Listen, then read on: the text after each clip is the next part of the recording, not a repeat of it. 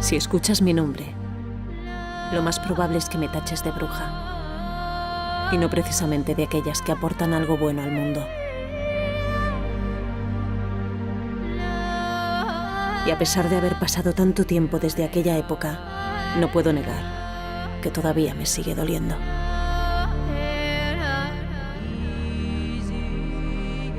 No es fácil quitarse una losa impuesta por una sociedad que era incapaz de comprender lo que intentaba transmitir con todo el amor de mi corazón. Pero el simple hecho de haber nacido mujer condicionaba mi vida, convirtiéndome así en pasto de aquellos que solo querían poner piedras en mi camino.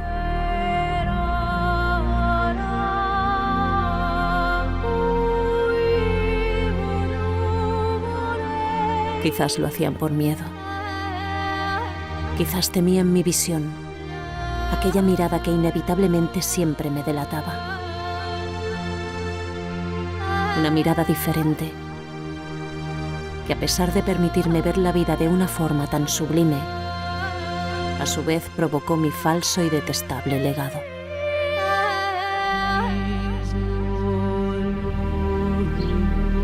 La leyenda artúrica tiene varias protagonistas femeninas que están íntimamente ligadas con aspectos negativos del devenir humano.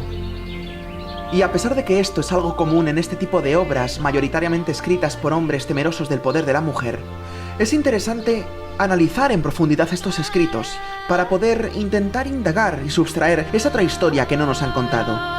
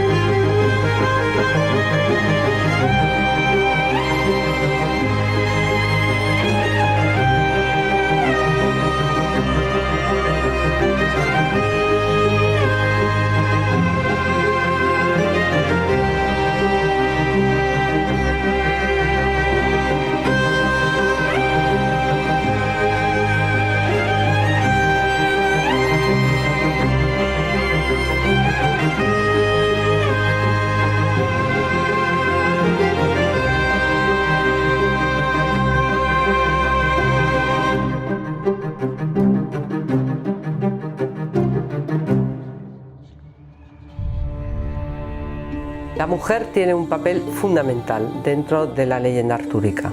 Y aquí se combinan muchas tradiciones. Por un lado, sin duda la tradición céltica, en donde la mujer tuvo una importancia decisiva. Me remito al estupendo libro de Jean Marcal titulado La femme celte, la mujer celta, donde ahí habla de ese origen de las grandes diosas celtas y cómo de algún modo todo esto perdura. De ahí es de donde procede la figura maravillosa de la mujer que tendrá ese lugar tan importante en la leyenda artúrica, que es la figura del hada. Todo el ciclo artúrico aparecen dos tipos de mujeres. Las mujeres, vamos a llamarlas humanas, ¿no? La más importante es Ginebra, representa pues eso, la dama del héroe. Y luego están las otras damas, las otras mujeres sobrehumanas. Por lo tanto, estamos hablando de ese otro mundo hechiceril, élfico, donde esas mujeres juegan un papel muy importante. Y hay varias mujeres. Morgana Le Fay, como le llama Thomas Malory, es una de esas personas que va mutando, o sea, nace como hada y termina como la mala de la película. Pero luego está Viviana, o Nimue, que es la dama del lago. El arquetipo de ese adamante es Morgana, que luego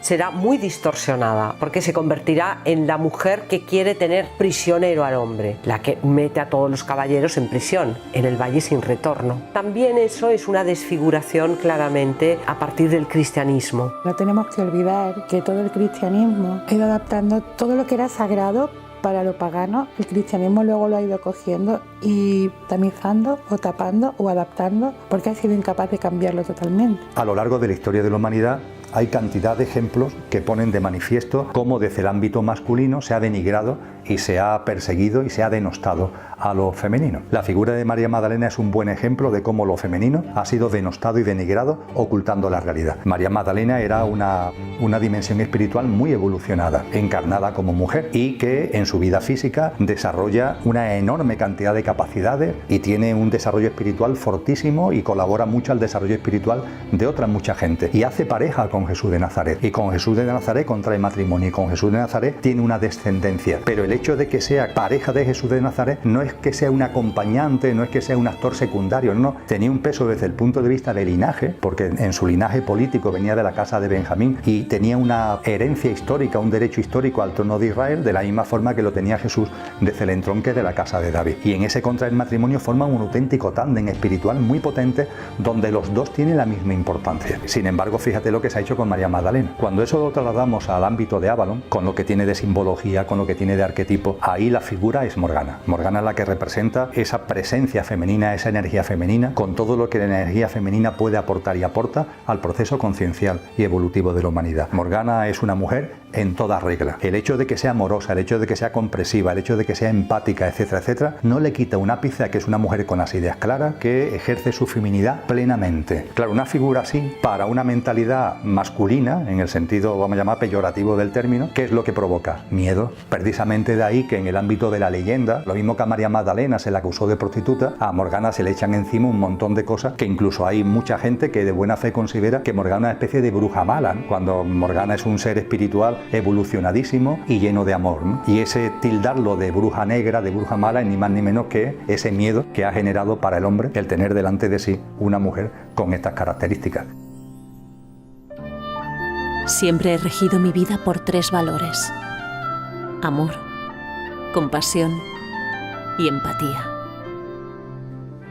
Por muy oscura que pueda parecer una situación, siempre intento mirar con los ojos de mi corazón. Pues sé que todo en el fondo tiene un lado luminoso necesitado de comprensión y cariño.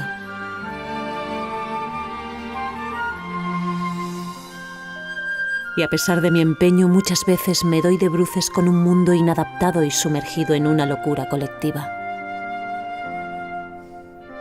¿En qué momento caímos en este letargo sin sentido?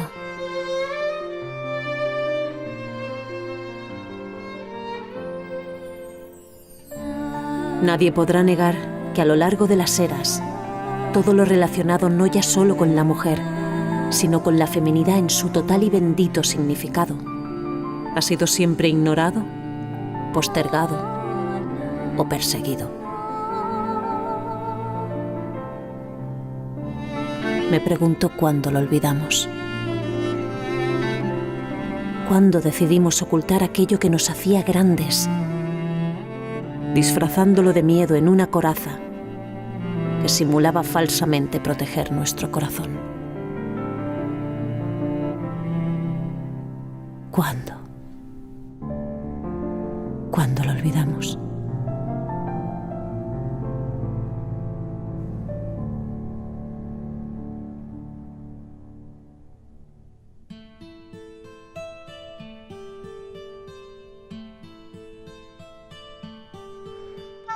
Los principios herméticos intentan poner a nuestro alcance un vislumbre de las grandes reglas que rigen el cosmos, que rigen la creación. Uno de esos principios herméticos es el principio de género. Y el principio de género lo que nos dice es que hay una única energía, pero esa energía tiene como 2 componentes. El componente que llamamos masculino y el componente que llamamos femenino. Y ese componente masculino y femenino interactúa en el cosmos, en el universo y en el ser humano, pero hay una interacción constante que es una interacción creadora. Para que la capacidad creadora se produzca, la clave está en el equilibrio. Si analizamos la evolución de esta humanidad, vemos que ese equilibrio no se produce. Vemos que hay un desequilibrio claro hacia lo masculino. Ese desequilibrio hacia lo masculino se ha dado en un contexto de una sociedad patriarcal, donde, como consecuencia de la escasa evolución en conciencia, el ser humano hombre, donde suele estar más marcada la energía masculina, ha hecho lo posible para postergar a la presencia femenina normalmente se da más en las mujeres, pero por un tema simplemente egoico, por un tema de ambición, de celos a veces, por un tema de codicia. Es decir, han sido los elementos egoicos lo que han llevado a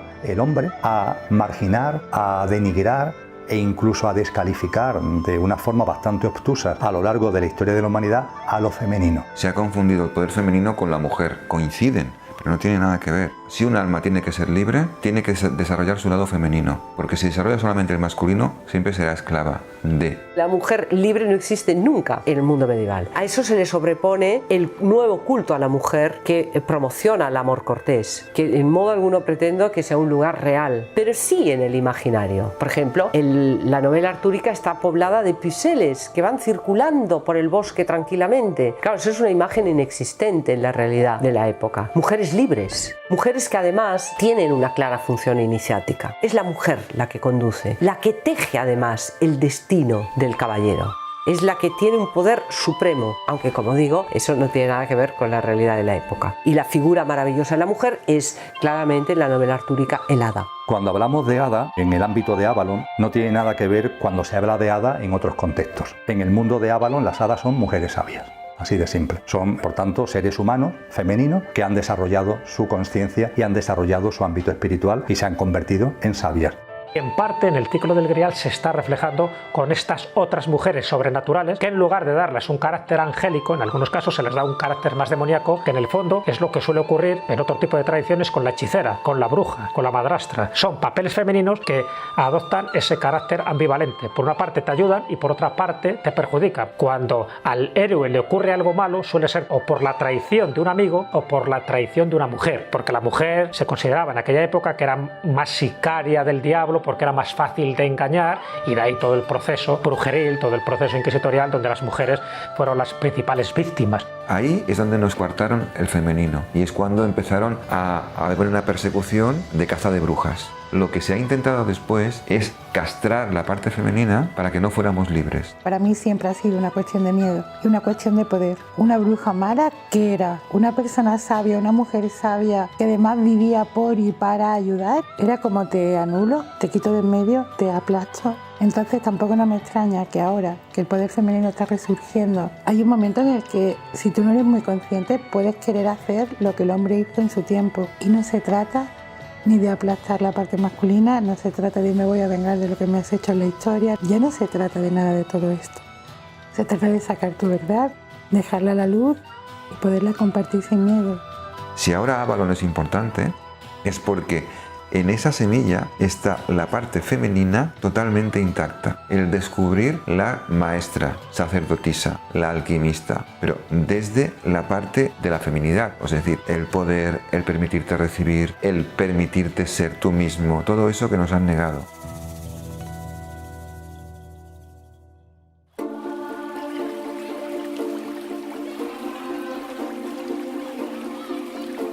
Morgana siempre ha sido señalada como la bruja y la antagonista del rey Arturo y la reina Ginebra. Es interesante ver cómo a lo largo de la historia se ha temido a toda mujer poseedora de sabiduría y consciencia. Durante miles de años, la diosa era reconocida como la madre naturaleza, dadora de vida. Los primeros pobladores de la Tierra, así como las culturas ancestrales, desde los egipcios hasta los griegos o los celtas, concebían a la divinidad como un elemento femenino. Y a pesar de esto, parece ser que con el paso del tiempo, todo lo relacionado con la feminidad o lo femenino comenzó a ser tachado de débil, de impuro e incluso demoníaco. ¿Pero por qué? Quizás en la figura de Morgana o de Nimue encontremos la respuesta.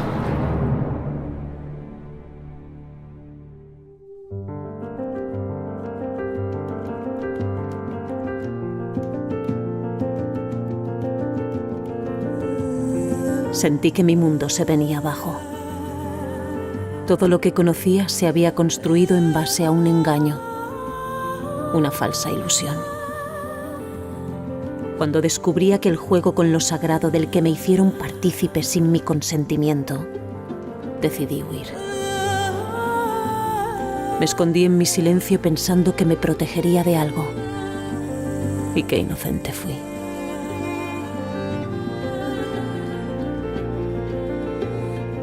Yo, aquella que siempre estuvo luchando por no callar, decidí abandonar mi propia identidad y sucumbí al silencio por temor.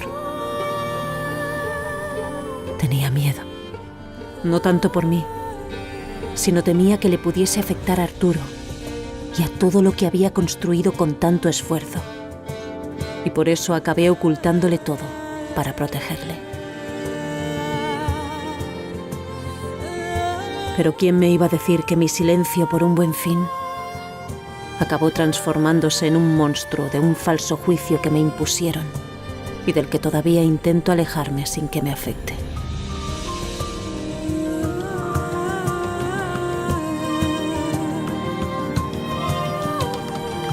Bruja. Así me llamaban y me siguen llamando. Eso es a lo que han querido reducirme. A un ínfimo, distorsionado, cruel y falso recuerdo.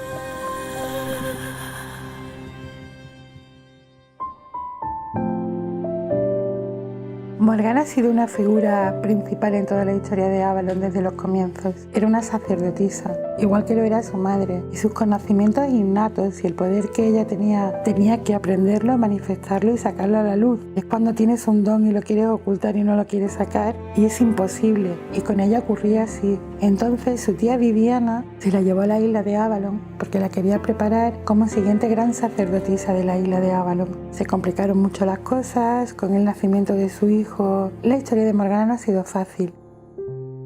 Ella fue una sacerdotisa de la Hermandad de la Rosa. Era una de las guardianas originales de Atlántida. Y las habitantes originales de esa isla era un grupo de sacerdotisas que se hacían llamar la Hermandad de la Rosa. Estas sacerdotisas tenían un grupo de compañeros que eran como sus parejas, que eran como los guardianes protectores de la isla. Pero al mismo tiempo el propósito de esas parejas, de esos grupos, era el de representar esa conciencia de unidad representada por la conciencia crística. Y la función que ellos cumplían era la de preparar la vibración de la conciencia colectiva de la humanidad para el eventual proceso de encarnación de la conciencia crística.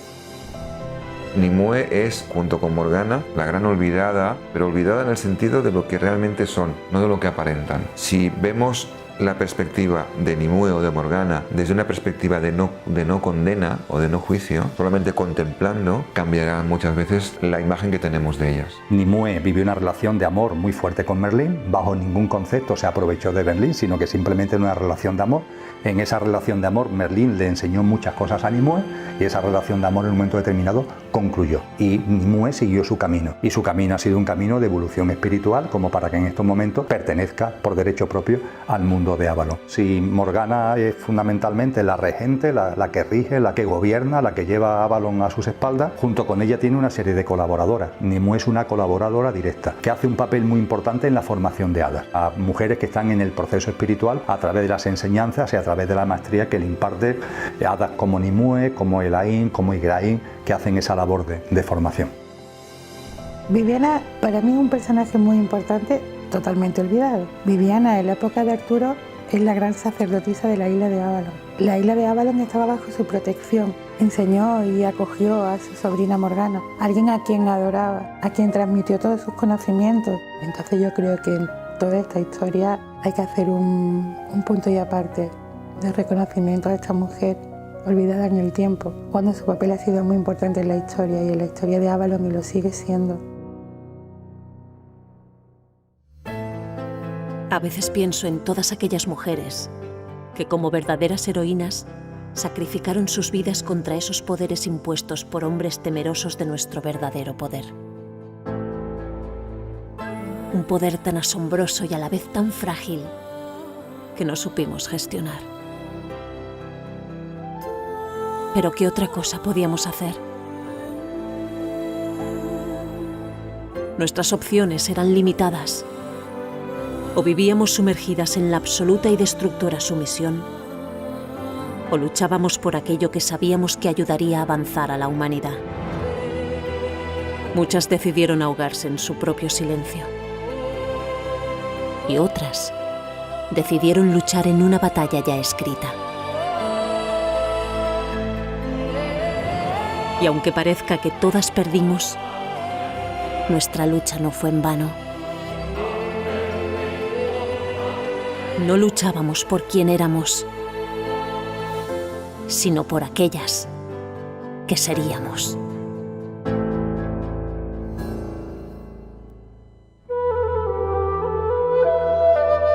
Se dice que la isla de Avalon se encuentra custodiada por un grupo de mujeres sabias que protegen las enseñanzas de la diosa. Poco se sabe sobre esta hermandad, pero su nombre forma parte de la historia de Glastonbury de Avalon. Se hacen llamar las sacerdotisas de la Rosa.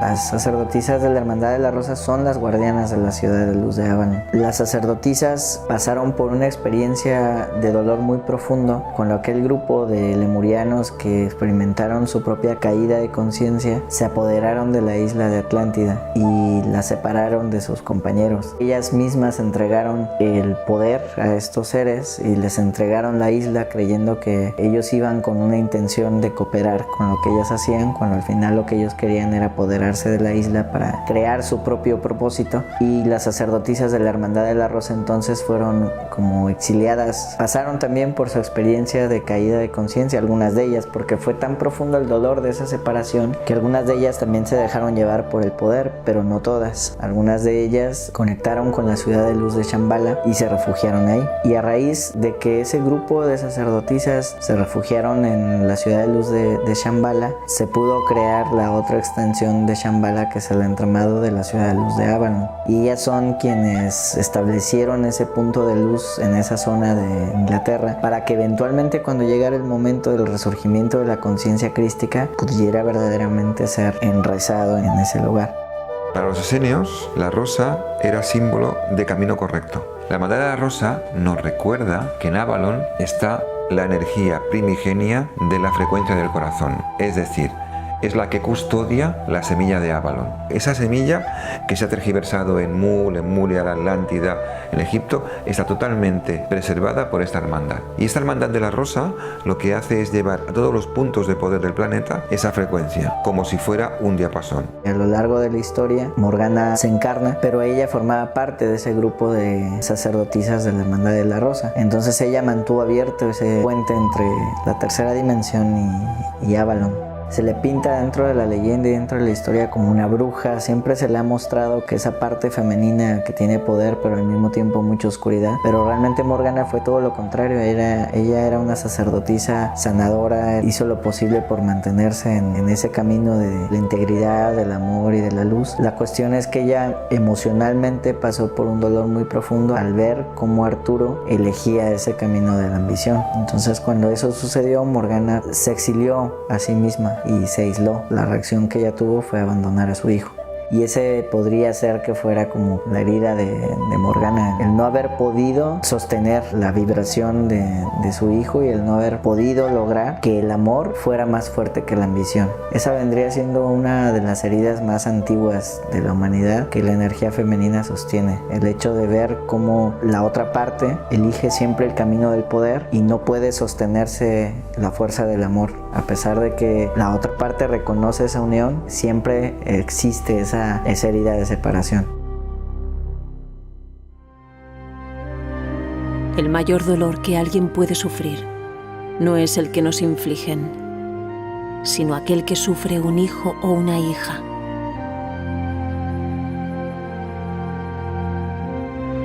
La locura en la que cayó Arturo le cegó por completo los ojos del corazón. Roto por su poder, había dejado de lado el amor. Y en ese momento supe que, por desgracia, le había perdido. Ya no había marcha atrás. No había nada que pudiese hacer para impedirle cometer esa atrocidad. Es tal mi vívido recuerdo de ese dolor desgarrador que todavía me sigue provocando escalofríos.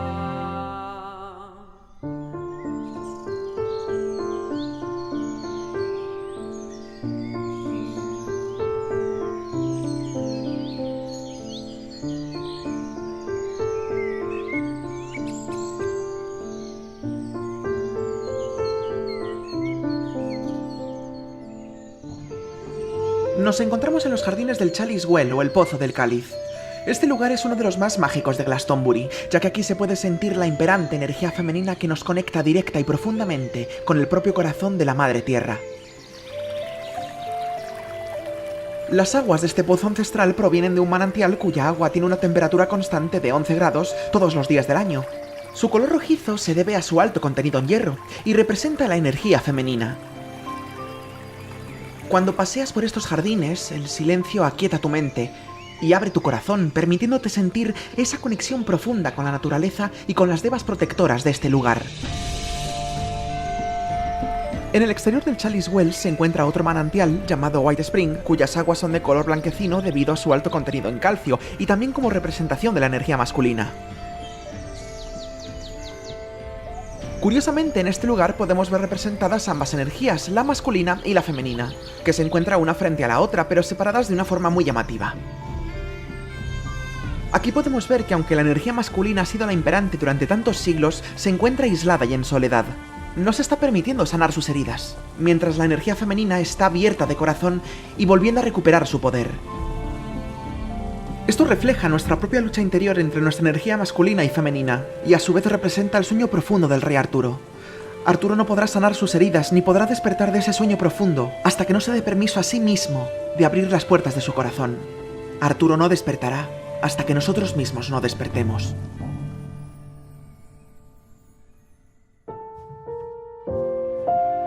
Las dos fuentes de agua surgen del interior de la colina del Tor. Lo que es muy simbólico es el estado en el que ambas se encuentran, porque realmente hay una gran diferencia entre una y la otra. A pesar de que hay una gran cercanía, el Chalice Well de la Fuente Blanca están divididos solamente por una calle. Hay una gran diferencia porque el Chalice Well es un lugar donde desde el momento en el que tú entras sientes la conexión con la tierra y la contención de esa energía femenina y amorosa de la tierra. Es un jardín muy especial ¿en qué sentido? Que si vamos por el campo y ya sentimos que hay una energía preciosa, pues tú entras en el Chalice Well y esto ya te desborda. Y en todos los sitios son sitios que puedes percibir y son sitios en el fondo de sanación, de restauración contigo mismo y de toma de conciencia. El Chalice es una zona tremendamente especial y muy acogedora y muy amorosa. Representando como una especie de renacimiento, porque ahí el lugar es como que te lleva hacia adentro de la tierra y la tierra te muestra que realmente está todo perdonado. Todos nosotros estamos muy heridos a consecuencia de las experiencias que hemos tenido en distintas vidas y esas heridas son las que generan que uno se quede como enganchado en el dolor emocional. Por eso la energía de ese santo grial, representado por el nacimiento de la conciencia crística en el ser humano, está enraizada en ese lugar, porque el ser humano va a lograr despertar esa conciencia crística cuando se dé la oportunidad de trascender sus propias heridas, porque son nuestras heridas las que nos mantienen en ese estado de limitación.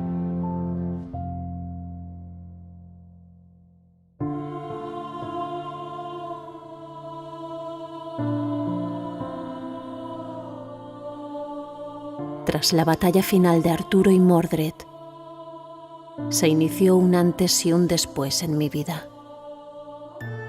Destrozada por el dolor y casi sin fuerzas, fui a recoger junto a varias hadas el cuerpo de Arturo, todavía latente. Desde entonces yace en esta isla legendaria. Merlín se encargó de proteger del tiempo y del espacio a Arturo, con el fin de que algún día consiga sanar sus heridas y volver a brillar con luz propia. Tras lo ocurrido y todavía supurando aquellas heridas silenciosas, me encomendaron tomar las riendas del reino de Avalon. Si bien al principio me dio vértigo por lo que suponía liderar, gestionar y desarrollar un lugar sagrado como este, me armé de valor y en el propio proceso, gracias a ello, fui sanando mis heridas.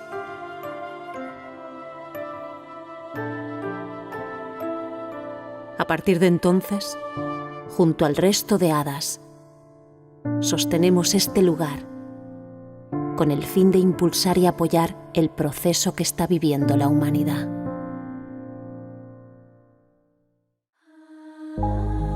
desde la, entre comillas, muerte, no muerte de Arturo, la guardiana de Avalon es Morgana. Quien está gestionando, quien está desarrollando, quien está rigiendo el mundo de Avalon es Morgana. Quien está posibilitando que Avalon siga estando ahí, siga cumpliendo su papel arquetípico, simbólico, de impulso y apoyo al proceso espiritual de la humanidad, todo eso se lo debemos a Morgana. La parte femenina de Avalon es la parte primigenia, donde nosotros tenemos que empezar a acunarnos para poder desplegar el amor en la tierra. Yo creo que ya es hora de volver a lo sagrado femenino real y sacarlo sin miedo.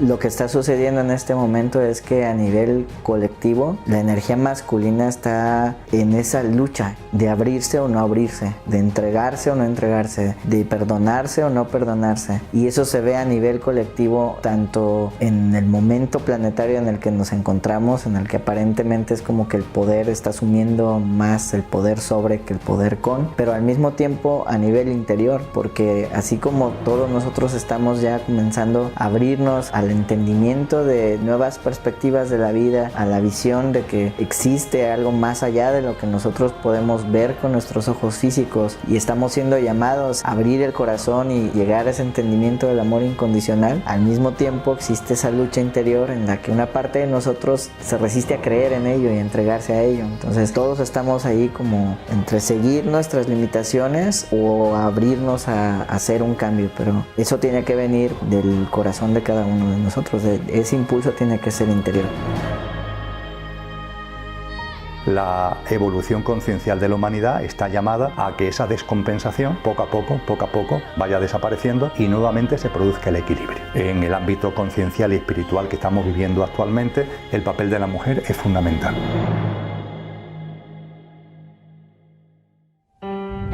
El mundo está despertando. Estamos despertando ante la ignorancia, la mentira y el falso poder, volviendo nuestra mirada hacia el amor, la comprensión y la empatía.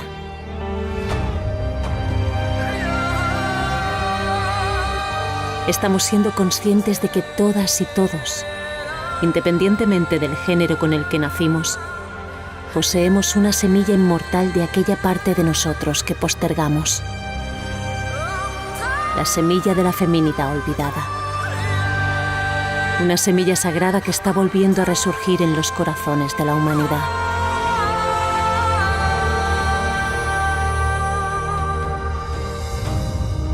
Esta batalla que estamos afrontando no se ganará con la lucha, la violencia, el sometimiento o la destrucción. No, ya tuvimos suficiente en el pasado. Esta batalla se ganará desde el silencio, la calma, la paz y el amor. La victoria llegará cuando veamos reflejados en los ojos de aquellas y aquellos a los que hacemos daño nuestros propios ojos. Esas mismas guerreras y guerreros que en la antigüedad lucharon por un mundo mejor, regresaron a este tiempo para continuar su importante misión.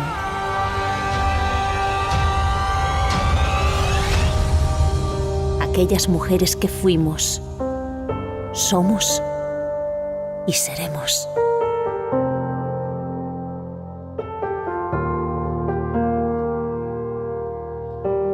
Aquellas que nos están mostrando que verdaderamente, en esencia, todas y todos, a pesar de nuestras diferencias, somos la misma luz.